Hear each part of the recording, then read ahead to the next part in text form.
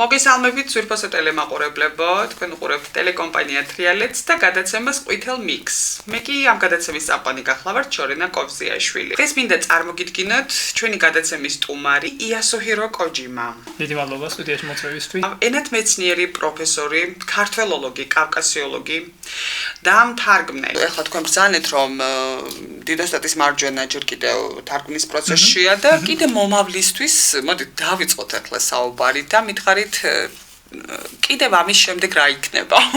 დიახ. ეხლა უკვე თითქმის დავამთავრე დიდოსტატის მარჯვენა, ესაც მაინც ალბათ გამოვა იაპონიაში. ამის შემდეგ ეხლა ვთარგმნი ქალბატონი რანა გოგობერიძის მემუარებს. შარშან წინ იაპონიაში ვაჩვენეთ ქალბატონი რანას ახალი ფილმი და ერთ-ერთი იაპონური გამომცემლობა დაინტერესდა, შეიტანა აქ მწერალთა სახლში, აი დაფინანსების მისაღებად და ნუ საბედნიეროდ ეს პროექტი დაფინანსდა, მიიღეს და ეხლა ამ წუთას ვთარგმნი ამ წიგნს, ძალიან კარგი წიგნია სხვათა შორის და გაისად ვაპირებ ამის გამოცემას. ამ თემაზე ვისაუბრებთ, რაც შეეხება ქართული კინოს ფესტივალს ტოკიოში. თქვენ ასევე იაპონელი მკითხველისთვის თარგმნეთ მე-20 საუკუნის მოთხრობები. და მათგან არის ჩხიკვთა ქორწილი, შვილის ნუკრის ნაამბობი. ეს ვაჟა-ფშაველას ნაწარმოებები გამოვეც იაპონიაში 2018 წელს ამ პოემებთან ერთად ერთი კრებულის სახით ვაჟა-ფშაველას ნაწარმოებების კრებული, რომელშიც შევიტანეთ რამდენიმე პოემა, შვილის ნუკრის ნაამბობი, ვერხვი და ჩხიკვთა ქორწილი. ესა შვილის ნუკრის ნაამბობი ნამდვილად განსაკუთრებით შთამბეჭდავი ნაწარმოებია, მოთხრობა და აი როდესაც ავიკითხე, მართლაც აი ცრემლი მომოდგა. თქვენ საქმიანობიდან მაყურებლისთვის საინტერესო ამბავს შევეხოთ. როგორც ვიცით, ტოკიოში, ესე იგი, ძველ მხატვრული ფილმების თეატრში რამოდენიმე წლის წინ, სავარაუდოდ როგორც თუ სწორად მახსოვს, ეს 2018 წელი. გაიმართა არც მეტი არც ნაკლები ქართული კინოფესტივალი. ნამდვილად. ეს არ ყოფილა პირველი შემთხვევა, რომ თქვენს ქვეყანაში ქართული ფილმი აჩვენეს, ეს ყოფილა მანამდე კიდე 1978 წელს ბატონი გიორგი შენგელაიას ფიროსმანი აჩვენეს, ხო? და აქედან იწყება მე მგონი რაღაცაები და მომიყევით ახლა. ეს ძალიან გრძელი ისტორია და სხვათა შორის 78 წელს ეს ფიროსმანი აჩვენეს ერთ-ერთ კინოთეატრში, სადაც ეს არის საოცარი შედევრი, ამ კინოთეატრს ქვია ივანანი ჰოლი.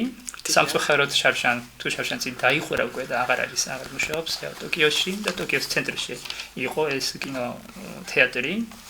და იქ შედგა ფიროსმანის ჩვენება 78 წელს. ნუ პირველად მე მგონია იაპონიაში ქართული ფილმის ჩვენება შედგა მაშინ. და იმის მერე ამ კინოთეატრში რამდენიმე ფილმი, ქართული ფილმი აჩვენეს და იქ მუშაობდა ერთი იაპონელი კაცი, რომელსაც ქვია ტაკეჰიდე ჰარადა. დიახ, ჩვენ ვიცით. ნუ დიდი გულშემატკივარია ქართული კულტურისა და განსაკუთრებით ქართული კინოსი. ჩვენ ერთად დავგეგმეთ და ჩავატარეთ 2018 წელს ქართული ფილმების ფესტივალი ტოკიოში. ასეთი ფესტივალი პირველი იყო იაპონიაში. და მაშინ 2018 წელს ამ პირველ კინოფესტივალზე ვაჩვენეთ დაახლოებით 20 ქართული ფილმი, ახლებიც, აი ამ ბოლო წლებში გამოსული ახალი ფილმებიც და ძველი ფილმებიც. კეთო და კოტე 2019 წლებში გაკეთებული შავ-თეთრი ფილმები, მუნჯი ფილმები და ასე შემდეგ, ძველი ფილმებიც და ახალი ფილმებიც.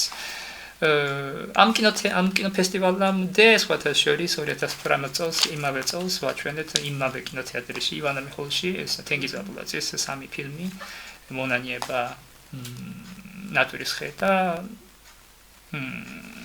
ჟედრება. ამ კინოფესტივალმა საკმაოდ წარმატებულად ჩაიარა. ორკვირიანი პროგრამა იყო და რადგანაც ეს წარმატებულად შედგა, მერე დავგეგმეთ და ჩავატარეთ 2021 წელს მეორე ქართული კინოს ფესტივალი. ახლა უფრო მოზრდილი მასშტაბით ერთთვიანი პროგრამა გვქონდა და დაახლოებით 30 ქართული ფილმი ვაჩვენეთ. ძირითადად ეს საბჭოთა კავშირის დროინდელი კლასიკური ფილმები, ცისფერი მთები, ოთარ იოსელიანის ფილმები, ქალბატონი რანა გოგობერიძის ფილმები, ელდარ შენგედაიას ფილმები და ასე შემდგომ. მაშინ იაპონიაშიც 2021 წელს, არა 2022 წელს თებერვალში შედგა ეს მეორე ქართული კინოს ფესტივალი და მაშინ იაპონიაში აი ამ ერთი თვის განმავლობაში დაახლოებით 10,000 ადამიანი მაყურებელი მოვიდა ამ ქართული ფილმების საყურებლად და ესეც ამჯერადაც არ ვიკითხო ხმა თქვენ ჩამოთვალეთ ფილმის შედევრები, ეხლა მე ვიცი თქვენი სიმპათია ქართული კინემატოგრაფიის მიმართ, მაგრამ მაინტერესებს თვითონ იაპონელი მაყურებელი როგორ შეხვდა ამ ჩვენს შედევრს. ძალიან მოეწონათ აი განსაკუთრებით აი ვისაც აი კინო უყვარს და აი უცხოური კინოს ყურება უყვარს აი იმათვის ბევრისთვის უცხო იყო აი აქამდე იაპონიაში არასდროს უჩვენებიათ ისეთი ფილმებიც ბევრი იყო და აი იმათვის ძალიან საინტერესო ფილმები იყო ესენი აი ძალიან უცნობი და ამავე დროს ისეთი აი მართლაც ეს შედევრი ფილმებია აი შეიძლება ვიკითხო თქვენი საყვარელი ფილმი რომელია ქართული ფილმებიდან საყვარელი ფილმები დიახ ალბათ მაინც ვიტყოდი ყველაზე მეტად ცისფერი მთები ვიცი რომ ესე იგი 2024 წელს კიდე იგეგმება ქართული კინოფესტივალი ისევ ტოკიოში ისევ მაქსიურცეზია საუბარი თუ ახლა სადაპირებთ რომ ჩაადაროთ ეს ფესტივალი დიახ რადგანაც ეს 2022 წელსაც საკმაოდ წარმატებულად ჩაიარა ეს მეორე ქართული კინოს ფესტივალმა და ამიტომ ახლა მესამეს გეგმავთ და ალბათ გაიზარდა იქნება 2024 წელს ეს სამწუხაროდ სადაც ჩატარდა ეს პირველი და მეორე კინოფესტივალი ეს ივანა მიხოლი კინოთეატრი უკვე დაიხურა და აღარ არის სამწუხაროდ და ამიტომაც სხვა კინოთეატრებში ტოკიოს ცენტრში ამ კინოფესტივალისთვის მასალებს ვამზადებ და ვუკეთებ იაპონურ სუბტიტრებს და იმედია რაზეა საუბარი რას ამზადებთ რომ უფრო კონკრეტულად რომ გვითხრათ ეს ხომ არ ეხება მაგალითისთვის მაინტერესებს თქვენ ძალიან ბევრი შედევრი თარგმნეთ როგორც უკვე აღნიშნე და ხომ არ აპირებთ რაიმე ფილმის სახით თქვენ თავად გადაიღოთ აქ ან გნებავთ იაპონიაში მაინტერესებს ხომ არ არის ესეთი იდეა უკვე ხომ არ აპირებთ რომ რაიმე ფილმი გადაიღოთ ან დოკუმენტური სახის ან მოკლემეტრაჟიანი სრულმეტრაჟიანი და თუ არის ეს და თუ შესაძლებელია რომ გაგვიმხილოთ და თუ უკვე ეს პროცესი დაწყებულია რომ მოგვიყვეთ ვინ არის რეჟისორი ვინ ითამაშებს და არა ეს სხვადასხვა ძალიან საინტერესო იდეა და მე მაგაზე საერთოდ არასდროს არ დავფიქრებულა და არ მიფიქრია და მაგრამ საინტერესო იდეა იყო მართლაც აი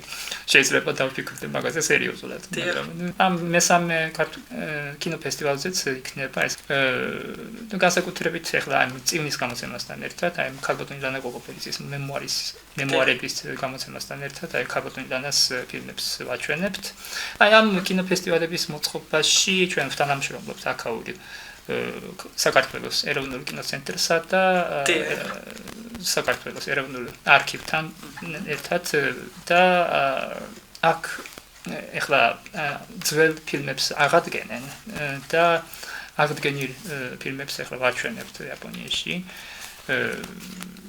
და იმედია ახლა მესამე ქართული კინოს ფესტივალიც წარმატებულად. ხომ არ არის თქვენთვის ცნობილი 2024 წლისთვის რომელი ფილმები მიდიან ფესტივალზე დაახლოებით? შეგიძლიათ მითხრათ? დიახ, ეს ქალბატონი ლანა გოგოპელიძის ფილმებია, ვთქვათ, რამდენიმე ინტერვიუ პირველად საკითხზე და რეჟისორი დიახ, ბევრი ფილმი, კიდევ ბატონი ელდარ შენგედაიას ფილმები არაჩვენებელი გამოფენა შერეგილები და ასე შემდგომ და კიდევ სხვა ფილმები. ძალიან საინტერესოა და ძალიან სამაყო. თქვენ თარგმნეთ შლის ნუკრის ნაამბობი და ჩხიკუთა ქორწილი, არც მეტი არის ნაკლები და გაჩნდა იდეა, ახლა ვფიქრობ ამასაც, რადგან თქვენ დაინტერესდით ასევე ქართული კინემატოგრაფიით.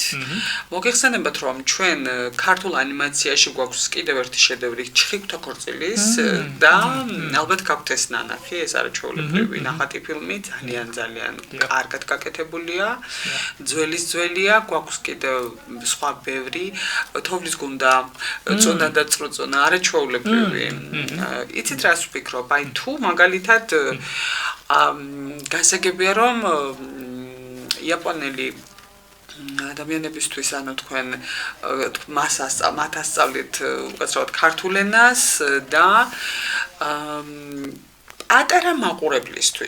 პატარა მაყურებლისთვის ხომ არ იგეგმება მაგალითისთვის აი ახლა როდესაც გაიმართება ტოკიოში 2024 წელს კიდევ ფესტივალი რომ ჩაიტანოთ და აჩვენოთ გააცნოთ ქართული ანიმაციური ფილმები ჩვენი პატარები მაგალითად იაპონურ ანიმეზე კარგად არიან გაცნობიერებულები, ძალიან სიმპათიებით არიან განწყობილები და ამ ხრივ ხომ არ მოხდება ესეთი რაღაც, რომ ანუ პატარა იაპონელ მაყურებელსაც ვაჩვენოთ ჩვენი ნახატი ფილმები, ანუ ხომ არ გეგმავთ ასეთ მოძრაობებს, რომ მოგვიყვეთ. რომ დავფიქრდეთ, კი შესაძლებელია, ალბათ რამდენად სუფთად აღდგენილია ეს ფილმები და ეს მართლაც საინტერესო იდეა არ მიფიქრი ამაზე და გამвихილა. როდესაც თქვენ კითხულობთ ლექციებს ტოკიოს უნივერსიტეტში, რა არის ის, რასაც ურჩევდით თქვენს მოსწავლეებს და სტუდენტებს? ერთია რომ მე ვიცი რომ თქვენ ასწავლით მათ ქართულ ენას, მაგრამ თქვენ თვითონ რა გინდათ უფრო მეტად რომ მათ აუხსნათ ასწავლოთ, იგრძნონ ემოციურადაც ის ახსნილი, იმიტომ რომ თქვენ ეს უკვე იგრძენით და გინდათ რომ გაუზიაროთ მათ ხომ ეს ემოცია რომელია ეს ნაწარმოები ან რა არის ასევე მეთოდიც მაინტერესებს თქვენი სწავლების აი როგორ ახერხებთ რომ მათ ეს აგრძნობინოთ მაგალითისთვის სტუმარ მასპინძელი ეს არის ძალიან ემოციური მაგალითისთვის და ასეთი ბევრი გვაქვს ძალიან ემოციური ნაწარმოებია მაგალითად რომ მომიყვეთ აი რა იყო ის რითიც დაიწყეთ ეს ყველაფერი და როგორ ეცადეთ რომ მათთვის ეს აგეხსნათ ემოციურად რადგან პედაგოგი როგორც ვიცი ფსიქოლოგიც არის და საკმაოდ რთული პროფესია. ნამდვილად. კი ბატონო. მე უკვე 14 წელია რაც ვასწავლი ტოკიოს უცხოენათა ინსტიტუტში ქართულ ენას. ყოველ წელს 15-მდე სტუდენტი მყავს და დაინტერესებული არიან ქართული ენით, ქართული კულტურით და ძალიან მონდომებით სწავლობენ ქართულ ენას. ძალიან საინტერესოა. გისურვებთ წარმატებებს და მომავალ შეხვედრამდე მაყურებელს დავამშვიდობებით. თქვენ უყურებდით გადაცემას ყვითელ მიქს და ჩვენი სტუმარი გახლდათ ბატონი ქართველოლოგი, კავკასიოლოგი და ენათმეცნიერი ლინგვისტი ბატონი იასუჰირო კოჯიმა. მომავალ შეხვედრამდე.